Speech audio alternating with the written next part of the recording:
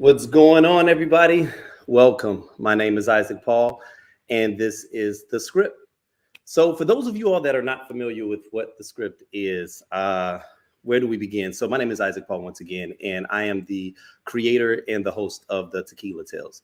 Now, The Tequila Tales is a highly engaging and fully interactive discussion on love and relationships. What it is not is a panel discussion. With The Tequila Tales, our motto has always been with love, we all have a story to tell. And so our goal has always been attempting to get those stories out of real life, everyday people, right? And, we've been doing it for about 11 years, and it's been a pretty exciting journey thus far. But with The Script, this is going to be a little bit different, right? This is kind of like the virtual interpretation of what it is that we do inside of those four walls. And, from show to show, we're going to experiment, try out a couple of different things. I'm kind of excited about this particular show this evening. If you all haven't done so already, be sure to go ahead and let us not only know where you're from, but like and share this stream. We can really get kind of a watch party going. But yeah, man, I think this is going to be a lot of fun. With that being said, you got me for about an hour, right? And anyone that knows me knows that I have a tendency to be a little loquacious. So, I'm going to go ahead and get right to it, right? I've got some exciting things that, we're going to talk about, a couple of clips, from some past shows, even a couple of throwback clips that, are some crowd favorites that for various reasons we've had to take down. But nonetheless, I'm feeling kind of risky, so we're going to go ahead and share those with you today. But we're going to go ahead and start off with a comment that, I wasn't able to share on the last script, but I definitely want to share with this one. I want to get you all's feedback on it. And this was something that a gentleman shared in the last show that we had. The last show that we had, it was titled A Fish Out of Water. And so, basically the entire gist of that is the numerous things that can occur that can cause an individual to feel a little bit displaced, right? Whether that be technology, whether that be just aging and kind of yearning for some of the more traditional ways, but there was this one gentleman that was one of the first ones to grab the mic. I'm always excited about the first individuals to grab the mic because they always come with a different kind of energy. But just go ahead and watch this clip right here, and, we'll dig into it momentarily.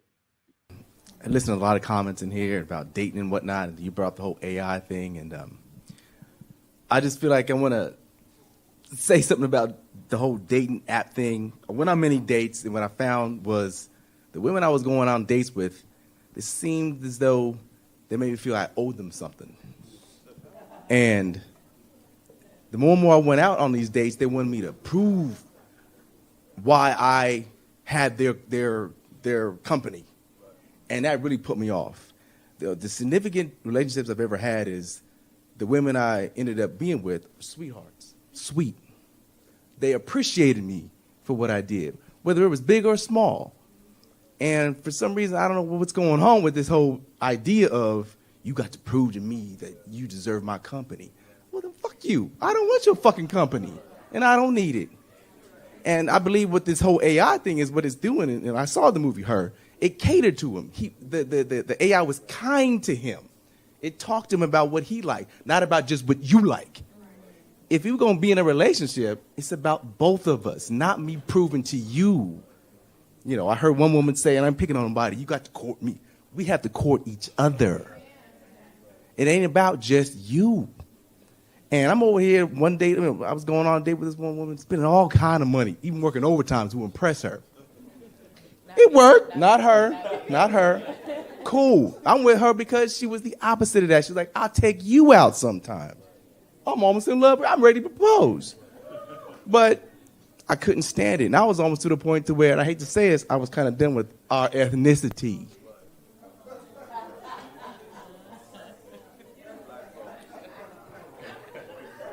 I had enough.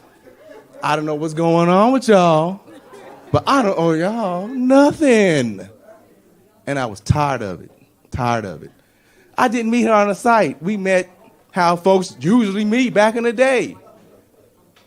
Had nothing to do with these apps and nothing like that, but just sweetheart. And I'm starting to fall in love with that.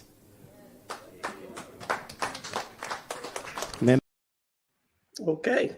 So, I'm going to be monitoring the comments, right? So what I want you all to do is to kind of share your thoughts on that. I thought that was an interesting comment, and I should have given a disclaimer, right? Like, we are adults at the Tequila Tale. So on occasion, you may get a little bit of language, full on disclaimer. But, for the most part, we try to keep it above board. I did find that to be an interesting, kind of angle that the gentleman had taken in terms of, his desire to feel appreciated, right? And, it makes me feel, or makes me wonder, not only, like, first and foremost, how do you all feel about that? Like, for the individuals that are watching right now, like I said, if you all comment, I should be able to see the comments on screen. And I wanted to make this as interactive as possible because, I didn't in the onset feel like there was anything that was wrong with what it was that he said, but it kind of reminded me of something that I saw recently. And, with that, we'll go into this next section that we'll call stay out of the comments, right? Staying out of the comments. On occasion, you will see individuals kind of get it inside the comments, right? Comment section on social media. And so I saw a post recently that it tickled me, and I'll go ahead and I'll share it with you all first. And I want you all to tell me just kind of what your thoughts are on this. Okay.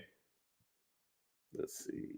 So as y'all see, it says, now forgive the language, but it said a dude invited a woman on a date, to feed the homeless, and she said as a first date, because she said that once a month she goes to feed the homeless. So his brain told him that that should be a date. And she said, if I'm meant to be single forever, I'm okay with that. But please stop sending stupid my way. Right. And so, I thought that this was a funny post for a couple of different reasons. I am curious to know, like, how you all feel about that. Like, do you all think that it was fair for her to be upset with the object of her desire taking her as a first date to go feed the homeless? Like, how would you feel about that? I'm curious to know the feedback, right? Because, inside the comment section, I was kind of surprised. There was a universal feeling about this particular post, right? And me personally, I can honestly see it either way, right? Like, I think there's a couple of different ways that you can see this. There was one comment where one gentleman wanted to know, he said, something is really wrong with the world these days, that, he could take, he took one note of your liking and interest and pretty much incorporated in the date. And he found it to be thoughtful, right? And so it was kind of like he felt like the community is doomed. There was another comment that I found to be kind of interesting where a gentleman pretty much just said, stop lying about what you do, and that wouldn't have bothered you. God sent you a man who listened, right? And so the entire sentiment of the comment section kind of felt like this, right? And so I'm kind of, and then of course, wait a minute, this last one that I thought was hilarious, because this is pretty much how everybody felt, right? Was she was lying about feeding the homeless. And so that's honestly how I think most people were feeling to begin with is, girl, stop lying. You really didn't feed the homeless, but you told someone that you fed the homeless. And as a result, the gentleman listened, right? So I'm kind of curious to know, like, how do you feel about that? On a personal level, I can kind of understand a little bit of how she might have felt like that's not first date material, right? Like, when it comes to the first date, should he have gone a more traditional route, right? Because I mean, picking you up, taking you out to dinner, a movie, things of that nature. Now, I can understand, however, him wanting to be creative, him saying to himself, you know what, I'm actually listening to the desires of the object of my desire. And I want her to know that I'm rocking with you, right? I want her to know that I'm interested in the things that you're interested in. And I feel like that's one of the things that's happening a lot of times in relationships, is that you'll have a breakdown in communication, right? Where he thought he was doing a smart thing by being not only creative, but being thoughtful.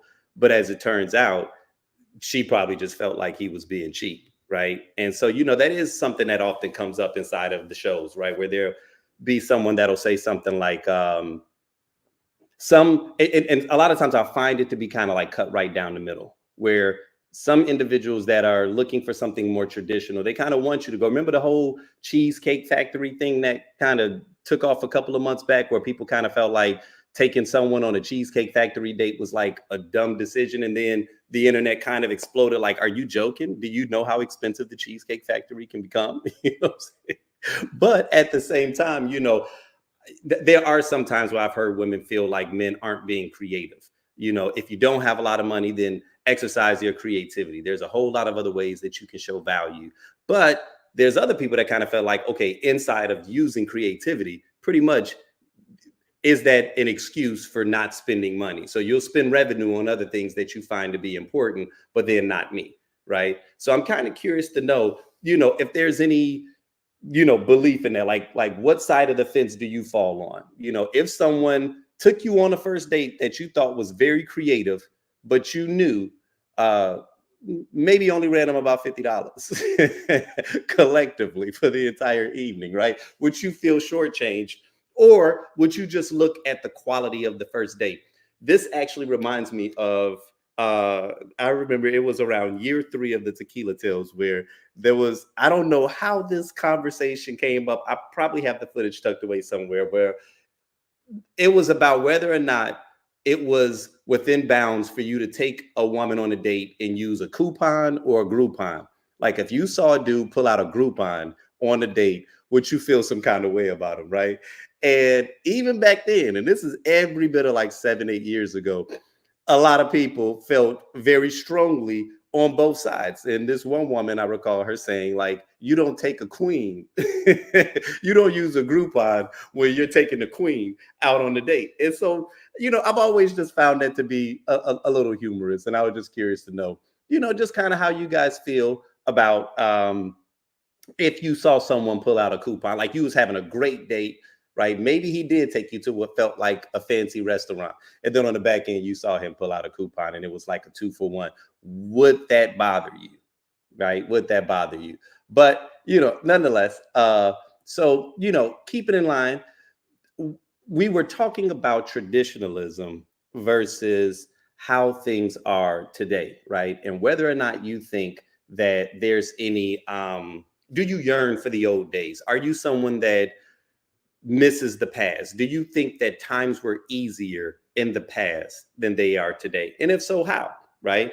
And so, I'm always someone that believes that we have a tendency sometimes to romanticize the past.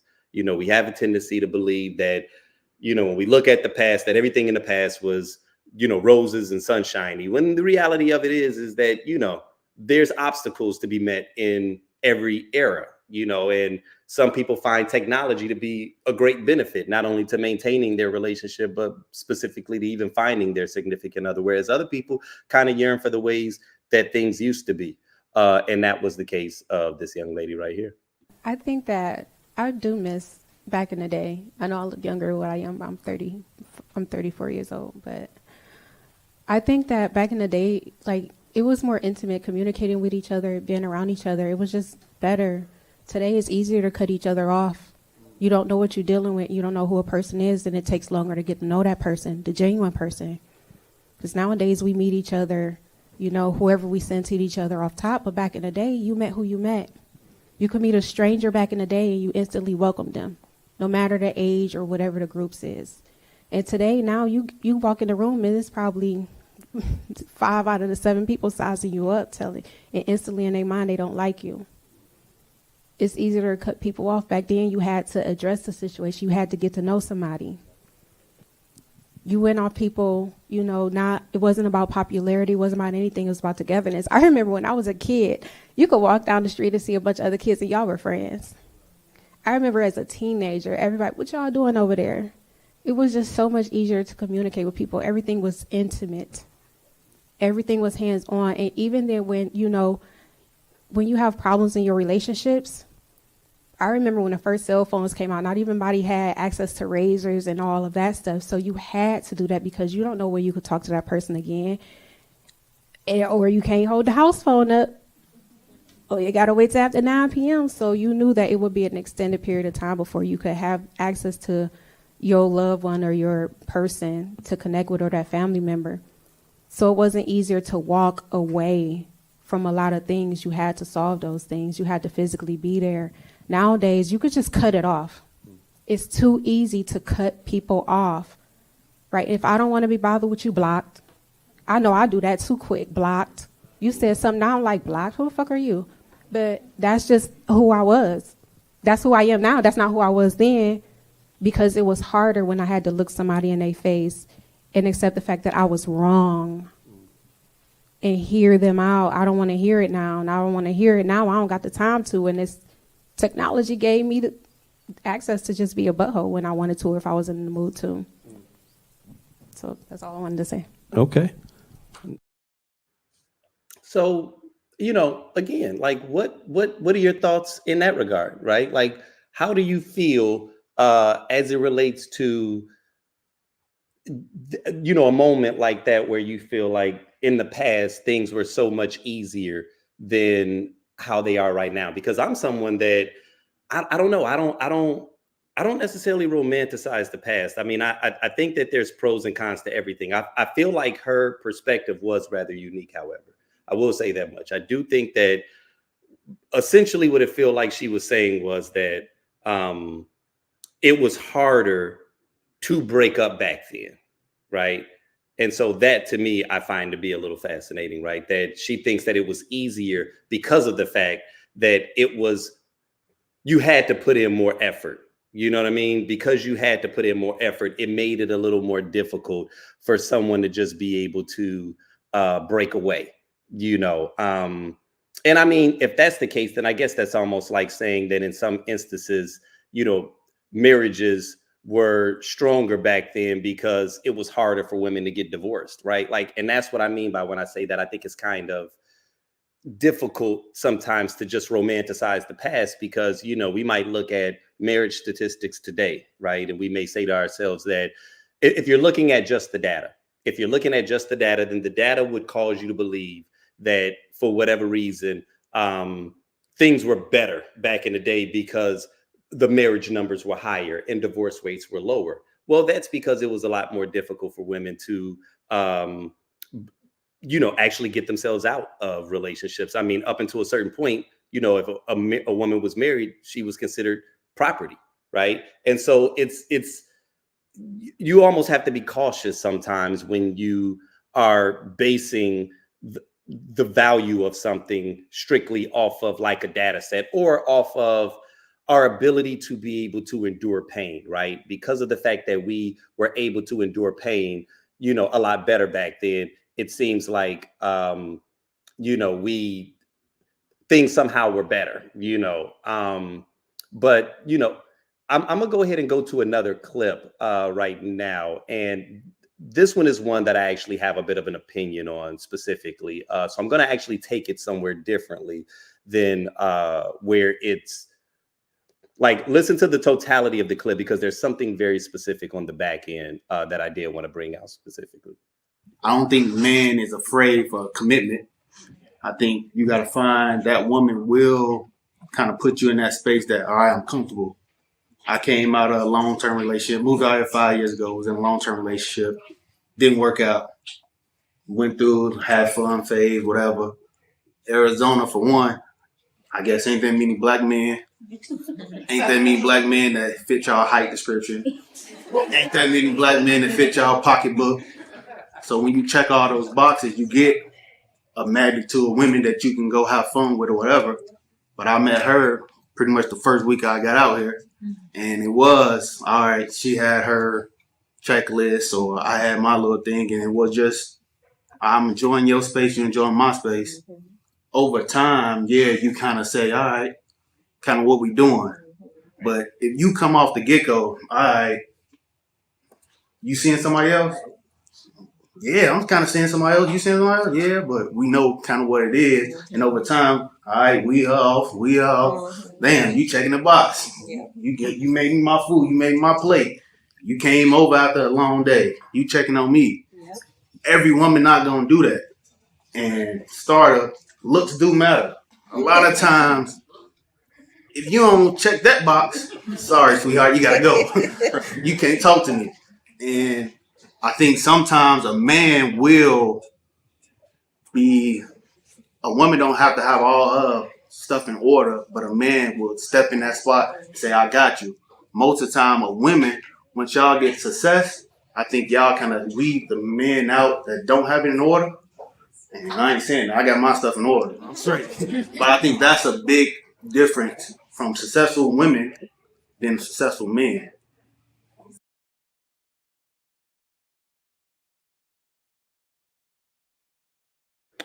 So, in that regard, how do you all feel about that? Like, do you all believe that a successful what I found to be interesting about that particular comment was that it was making it clear from his perspective that men are a little bit more willing to date outside of their, let's say, income status, right? Or that men from what I gathered from the point that he was making was that men are more willing to be accepting of a woman and whatever her flaws are, whatever her shortcomings are, perceived shortcomings are.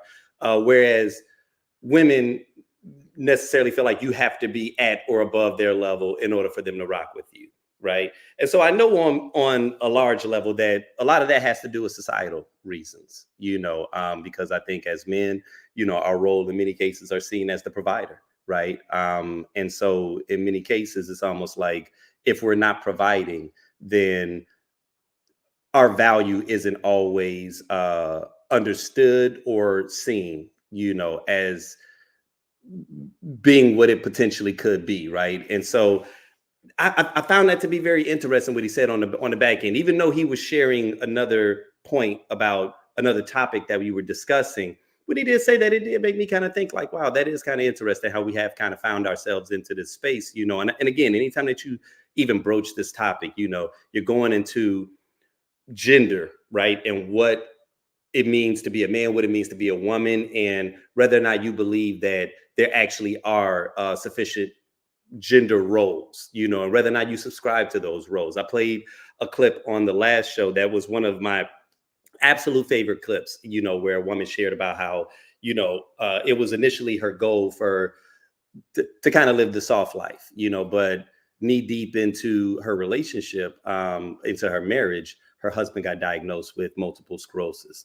And as a result, he wasn't able to work, and so it then turned into, she had to become the primary breadwinner. And she even said where she was kind of working two jobs. And then her husband was the one that was caring for the children, and she talked about how difficult that was in terms of them making the adjustment, but that, she was able to see how her husband was able to kind of step into a nurturing role. And, it just kind of tested the fibers of their relationship and their capacity and their willingness to be able to deviate outside of what's considered to be gender, roles, so to speak.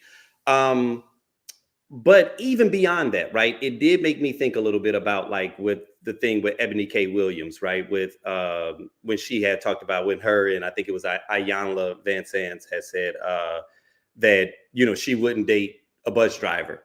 Right. And again, to each their own. Right. Like, I mean, your standards are absolutely your standards. But I did find that to be kind of interesting that it does seem like, it's almost like people fall on one or two ends of the spectrum. They're either looking for straight up potential, where they see something in the man and they're like, I can change him or I can help him grow. Or it's the opposite end where it's like, okay, yeah, you know what? I've done that already. Now I'm looking for someone that already has their stuff put together. Right. And I think that, like I said a moment ago, to each their own, and both sides and both ideals hold weight. But it is surprising that you very seldom will find a man that requires a woman to have a certain like standard in that regard. Like, oh, I can't mess with her if she only making X, Y, and Z. Right. Or, oh, she don't have a degree. Oh, I don't, and I think that even like with this whole new thing now where a lot of people believe that, women are want men to care about their degrees or want men to care about their education. And a lot of men saying that, well, those aren't the things that we care about. First off, I don't like to get too deep into when people make blanket statements about, how all men are and how all women are, because 9 times out of 10, it's highly unrealistic, so beyond the financial aspect of it, that is something that I am kind of curious to get you all's feedback on, right? Is if you do feel that in that regard, men are more willing or a little more accepting of a woman not necessarily hitting certain benchmarks or hitting a certain standard, and it's really more about how you make me feel, or the other qualities that you may possess, whereas men aren't always given that same kind of leverage. Again, in the comments section, I want you all to go ahead and share it. I'm kind of curious to get your feedback. And yeah, I see a comment says that the camera is lagging a lot. You guys, I do apologize about that. I'm not 100% certain what's going on. I'm gonna blame retrograde because everything on this end was working perfectly, and now it is absolutely cutting up. I'm gonna go ahead and play this next clip and see if I can go ahead and correct that. But I'll go ahead and cue up this next clip. I don't personally feel as if there's anything such as bad sex. If it is bad, that means somebody that's laying in that bed don't know what it is that they're doing. They don't know how to speak to the partner that they're sleeping with. So if it's bad, that means you either don't know how to work with what you have there, regardless of if they know how to work with what they have. If they don't know how to work with what they have, you being in that situation with them, to me, it's your opportunity to teach them about you and what it is that you like. If they can't grasp what it is that you like, then that's when you have to make the choice at that time to, this isn't gonna work out on the sex level, but this is what I like. What is it that you like? What is it that you're capable of doing? If you can't reach, usually if the man can't reach, then it's up to us. We don't know that until we get to that point. Okay, let me see what I can do to work with it, especially if you like that person, especially if you love that person. Love takes on a different meaning when you love that person. If you just met somebody and you guys are just like, oh, you may go ahead and right then and there, but you can't sit back and say, oh, it's bad. It just means that you didn't want to work with that person. But if you work with that person, oh, they gonna think they got it, they God's gift to woman.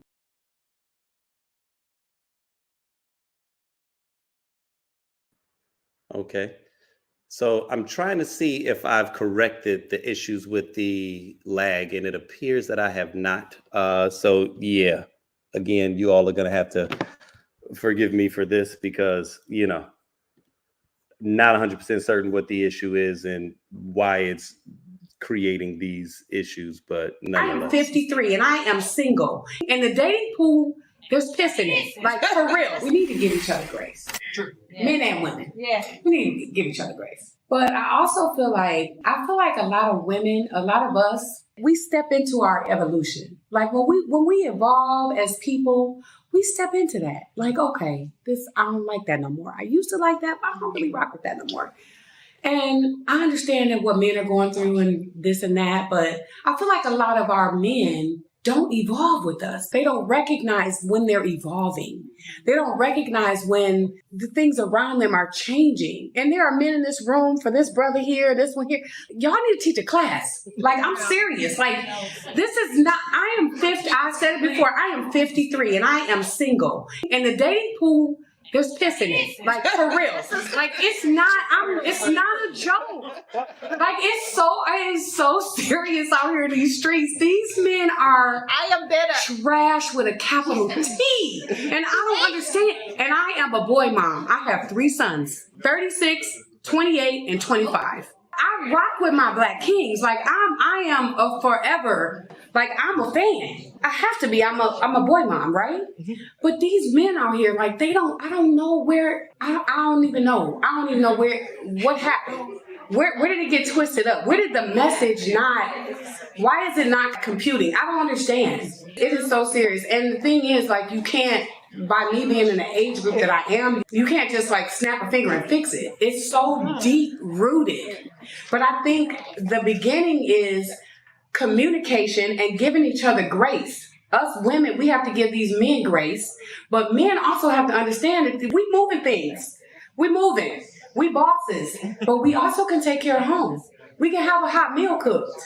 You know, we can make sure your home is comfortable and that you can be vulnerable with us. So we got to give each other grace so that we can move forward. I think that's a big thing. Okay. So hopefully we fixed the glitches. Sorry about that, you guys. Can't even explain exactly what it was that made it occur, but hopefully it's cleared itself up. And no, it looks like it's still glitching.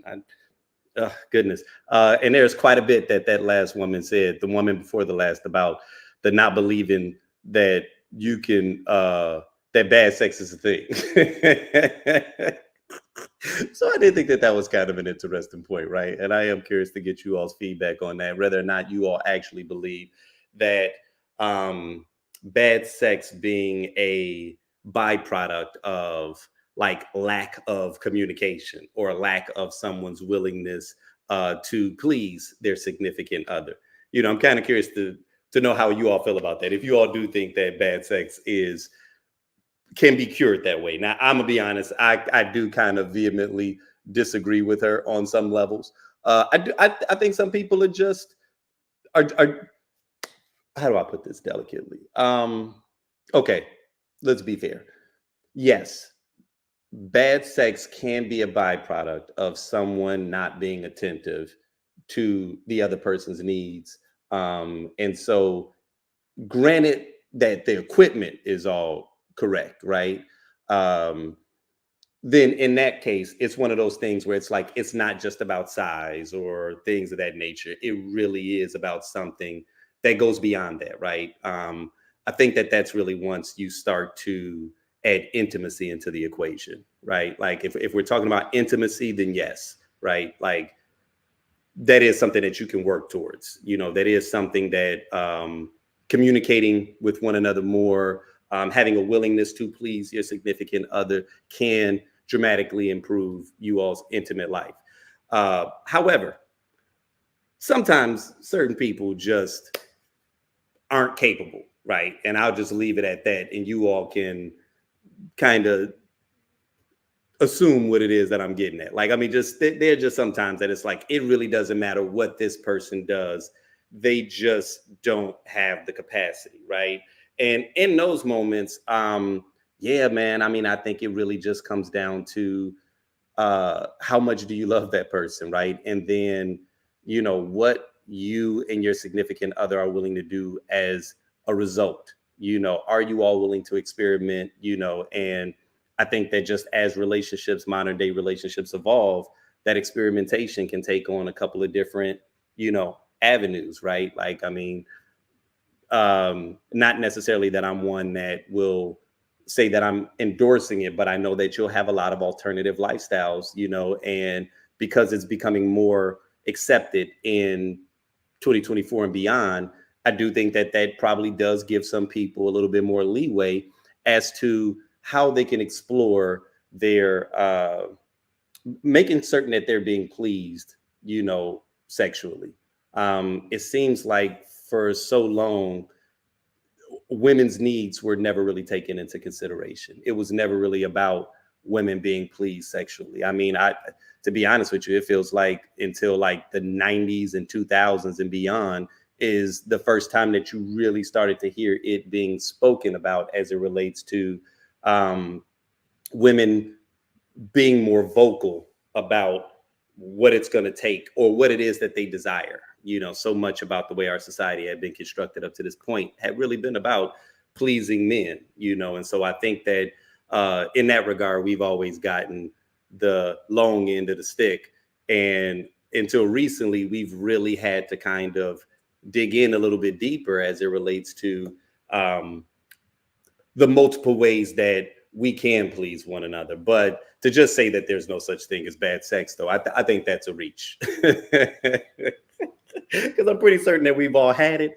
And furthermore, sometimes you can't even talk to people about that. Like if we're keeping it a buck, that's not always an easy conversation to broach, right? Like telling someone that something that's so core to your relationship, that's so foundational to your relationship, that they suck at it.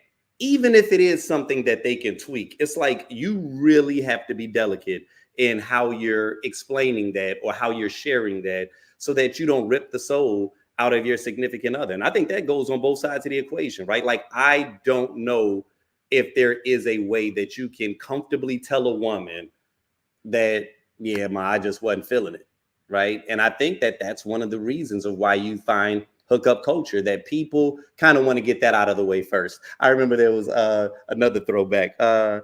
Year two, there was a woman that made this comment, and I thought it was kind of fascinating that she shared it openly and the way she did, because she was talking about how this guy was perfect, fell in love with this guy, and she wanted to move the relationship along. She wanted to be intimate, but for whatever reason, he was holding it back for many, many, many months. I mean, we're talking almost 6 months into it. So after she had fallen in love, they finally have sex, and she was not pleased whatsoever, right?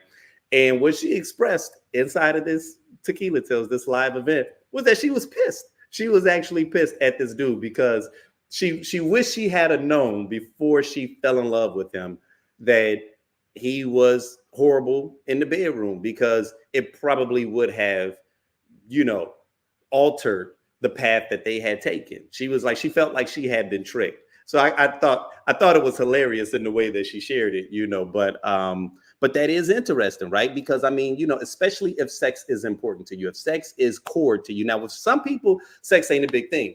Some people are look, we do it on holidays and on your birthday, and that's it, right? They just don't have a high libido. And if you're in that kind of relationship, then it obviously takes a different, path. And then at that point, you can say, oh, well, sex isn't everything, right? Like maybe getting your bills paid is everything.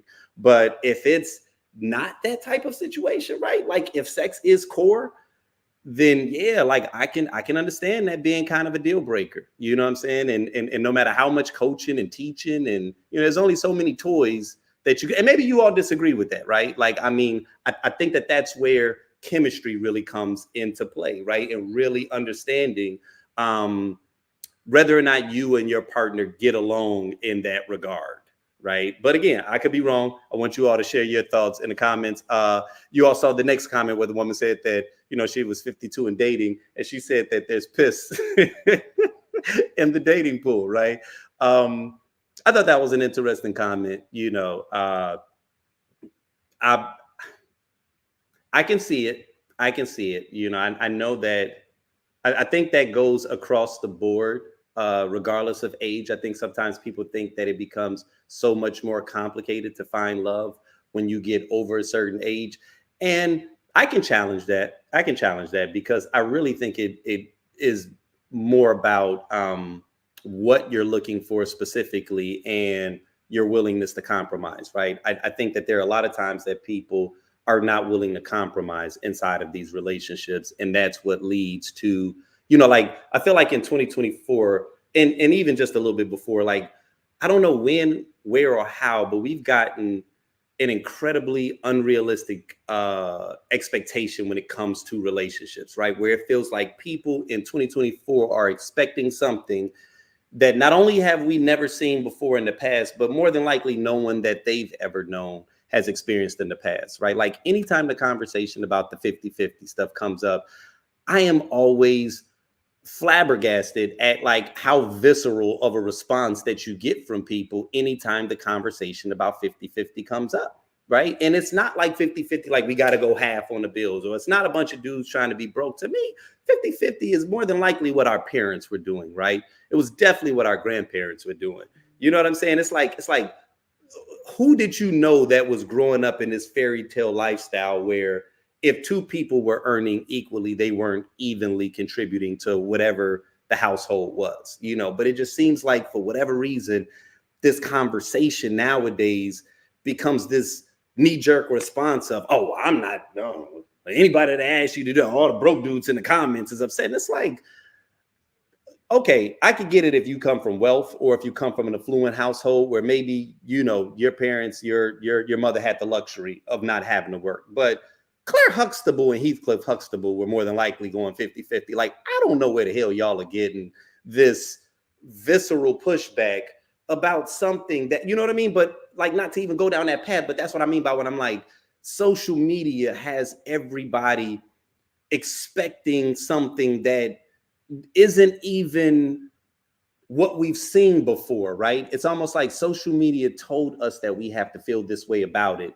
And then we're just kind of like sticking with it, and everybody is on their sides. And I don't know.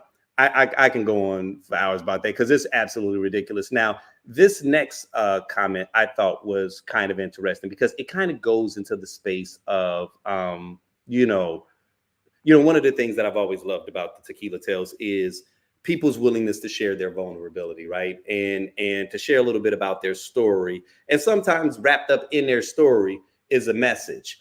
And that was the case with this woman right here. But men, no disrespect, like, y'all got to do the work. Gotta be And it's a lot of work. Yes. It's a lot of work, and it's tough. I was married since I was 17. I lost my husband at 33. Just being newly single, like literally for the last couple of years, I just been dating to learn. I'm not gonna lie, I'm not committed. I'm not trying to commit. I'm just learning. And I will say, I date every level. I can go high, I can go low. I don't really care. But from what I learned, I would have to say, and it's no disrespect to the masculine, they need to heal. A lot of the women, they're doing the work. Like I hang with my girls. Like I go to different events, I mingle, I network. Because I'm more of a learner. Like I want to learn. I was married for so long since I was a baby. So for me, it's like before I get out here, like I have to learn. I have to know what to expect. Before I touch anything, I need to know what I'm touching. So I'm just logical like that. I guess it's just a visionary. It's that in me. But what I would have to say, like the masculine, like, and you know what, we lead. So I just feel like, personally, I feel like if we continue on our path of being better, educating ourselves, healing spiritually, physically, emotionally, doing what we have to do, they're going to catch on. Because, Big Mama leads the house. So, personally, I just feel like as a culture, we're recouping, we healing. So, the energy, the prayers that I put out is that men just continuously self-evaluate and heal. Because like I said, I've dated on every level, and it's just more of the top level is just paranoia. The lower level is more of users.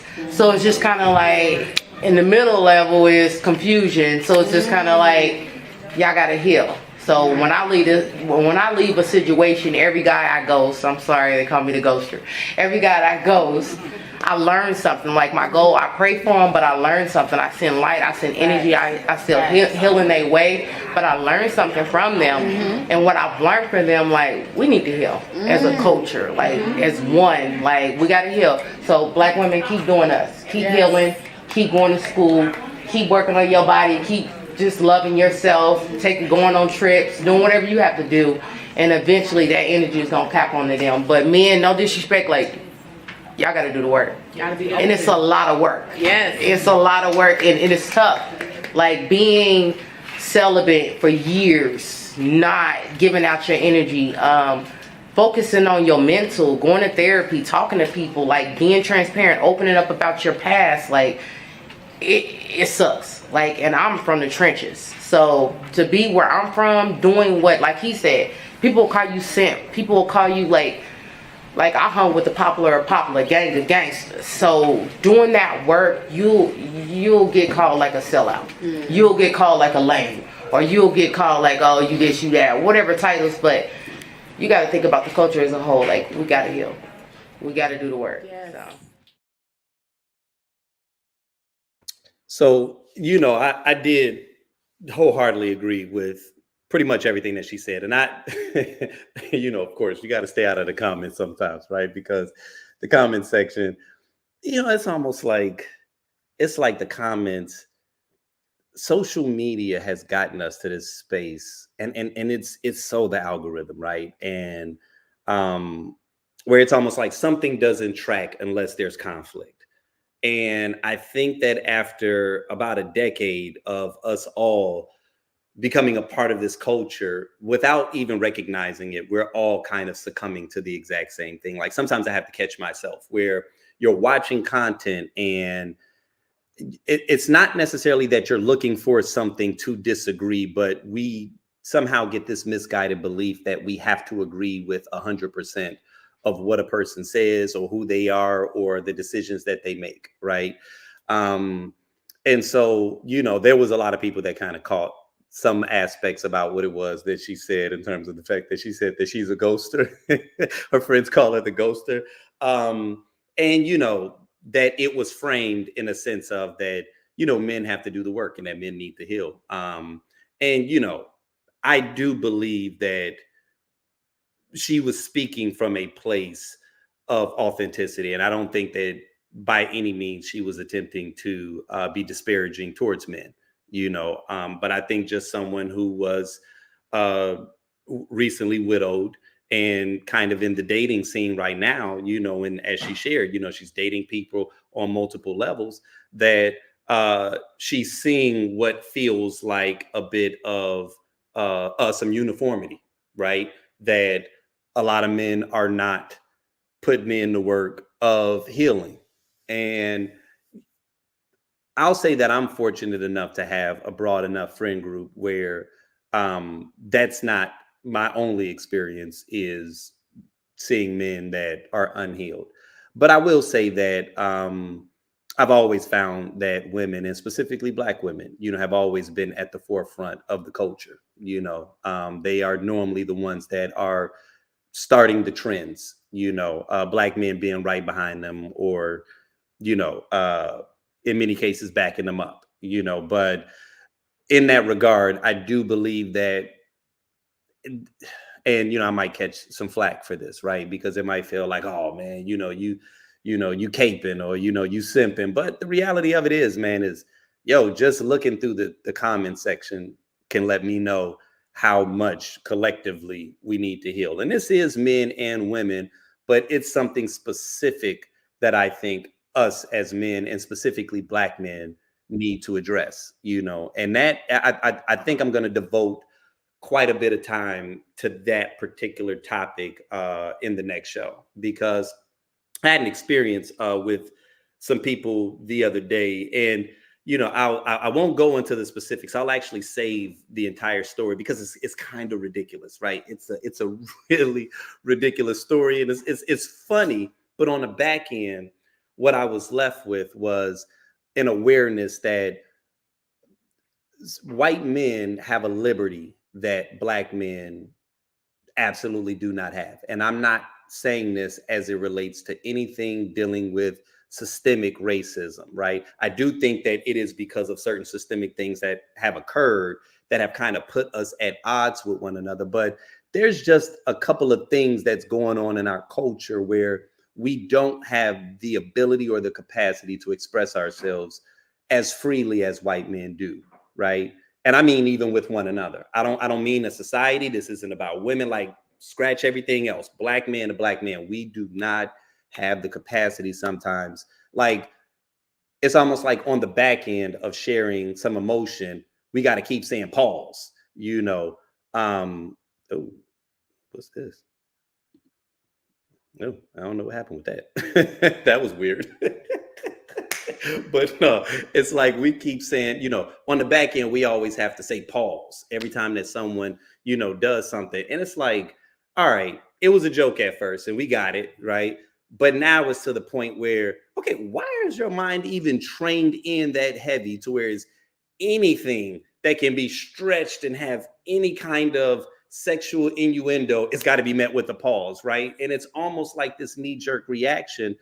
And I don't know if it's fear of being considered gay, you know what I'm saying? And the whole night. And it's like, it's one thing when it's a joke, but one of the things that I'm always big on is how, like, some of the things that we do virtually or some of the things that we do in passing leaves real life residue, right? And so there's real life residue that gets left if every time we say anything that has any aspect of emotionalism, I got to say pause on the back end of it, right? Because whether or not we want to admit it, what that's doing is training us to think that there's something wrong with expressing emotions, right?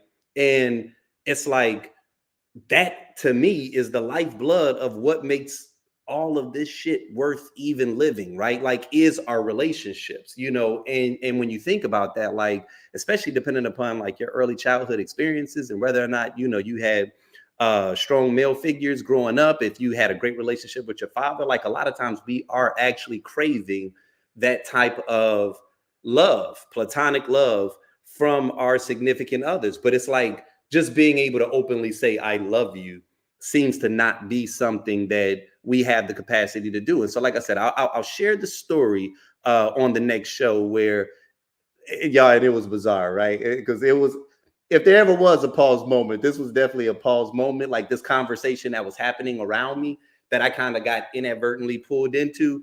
But after I departed from them, I was able to just laugh at the hilarity of the silliness that they was doing and how comfortable they all felt with being able to do it, and the fact that not once was Paul said, and it never felt like they were questioning one another's masculinity or their manhood. And like, you know, nowadays, man, like, forget what's happening in our community and all the guns and you know, all the other, no, we more concerned about black men wearing dresses in Hollywood, right? Like that's the hill that we want to die on, right? Like the fact that we make that a thing, okay? Everybody else does this, no one else is having conversations about it, but let a black man come anywhere near putting on a dress for comedic purposes, and right there, oh, that's Hollywood. Oh, see, that's Holly weird, you know? And it's like, come on, y'all. Like, we all thought Miss Doubtfire was the most hilarious thing growing up, right? Like, everything doesn't have to be that, right? And again, this isn't me campaigning for men wearing dresses, right?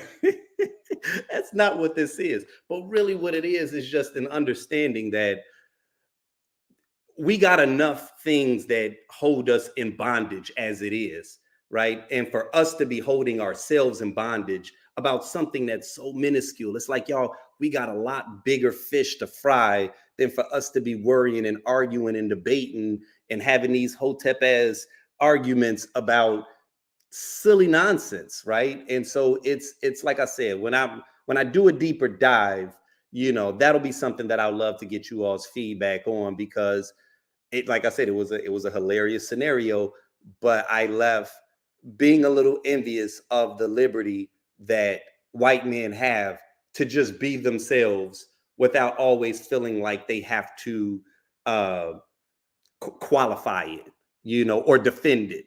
You should not have to defend your identity. You should not have to defend who you are, you know what I'm saying, so staunchly, you know. But nonetheless, like I said, I'm soapboxing at this point. I was gonna end the show with what I consider to be like a throwback clip, right? And it was one that, you know, it was hilarious because someone came into the show and shared what I thought was one of the most bizarre scenarios that had ever occurred. So much, in fact, that we turned it into a cartoon.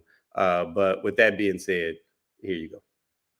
I dated this guy for several months. Everything was going great. I was super happy. And I told him I was pregnant. I thought this was gonna be good news. Turns out I'm the side piece. Turns out the apartment that he had was an Airbnb. He kept taking me to the same Airbnb. The girl he lived with, she paid for his car. She was paying his rent. That's how he had all this money to take me out on these nice dates and get this Airbnb. So when I got pregnant and he left me, I found her on Facebook and told her, and she kicked him out, and he asked if he could live with me. So if you don't look deep, that's why. And guess what? When we were dating, I asked all these questions. I didn't get a transparent answer. So you have to educate yourself. You can't depend on other people to tell you the truth.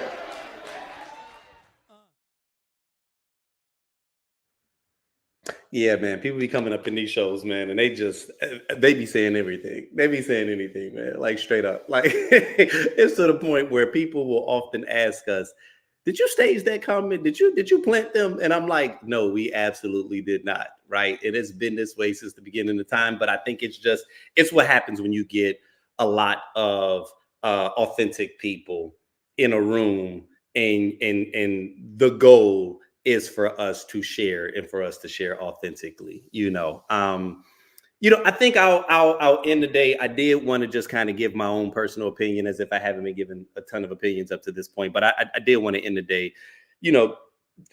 I got to thinking, because I obviously talk a lot about the algorithm, right? And I realized the other day that we all have a tendency now to neglect to determine how we feel about something, right? Like we seldom are giving ourselves an opportunity to authentically ask ourselves, how do I feel about this, right? And hopefully, if you're watching this, you're not someone that is being troubled with this, but every once in a while, I want to challenge you to, when you're feeling the need to make a decision, or you're feeling at odds about something, to pause for a moment and try to really discover, how is it that you authentically feel about it. I think, I talk a lot about social media, and obviously, right, because I mean, you're watching this through social media, so I mean, it's obviously something that is prevalent in our lives. But I think that social media has shifted something in the past,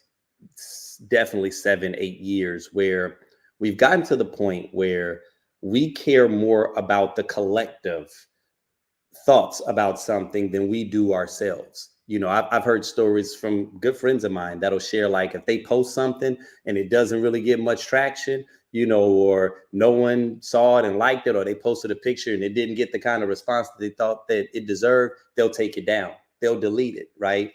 And it's one of those things where it's like, I understand what compels us to do that, but I think that we have to be cautious inside of that regard, right? Because that's how you get trapped into what they consider to be group thought, right? In a sense of, I'm no longer thinking for myself, but instead my life is built upon this, combination, or this amalgamation of everybody else's feedback, right? So it's almost like, okay, I'll post this. If a lot of people liked it, but I didn't, I'm still taking cues from where the crowd is telling me that they want to go. And it's like, that works well for social media, right? Give the people what they want. But if you're not a business, if you're not trying to sell a product or a service, it's difficult to manage yourself as a brand. It's difficult to manage yourself and to ultimately make your identity become, like I said, like this mold of everyone else's opinion about the thing that you're doing. And as many similarities as I feel that we have, the one thing that I always stand on is that at our core, we are all very different. And that's okay, right? Like, that's the thing about it. We're all very different, but that's okay. But I think that true peace and true alignment, right, with just the universe, is in you being able to discover, how is it that you feel? Not how do they feel, not how your mama feel, how your daddy feel. How is it that you feel? Like, allow that to be the foundation. With that being said, this is Isaac Paul. And until the next time.